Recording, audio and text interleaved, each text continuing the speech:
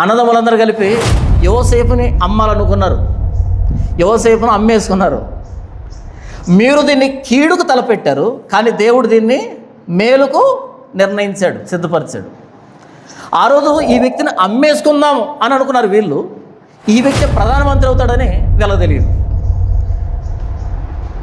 నాన్న, దుష్ట మృగం చంపేసిన తమ్ముడిని, తినేసిన తమ్ముడిని, ఇదిగో రక్తపు వస్త్రం. వీళ్ళకి తిండి పెట్టేది ఆయనేం తెలియదు, మొత్తం ప్రపంచానికి తిండి పెడతాడని తెలియదు. మీరు కీడుకు తలపెట్టారు, కానీ దేవుడు దాన్ని మేలుగా మలిచాడు. ఇక్కడ కయప ఏమంటున్నాడు?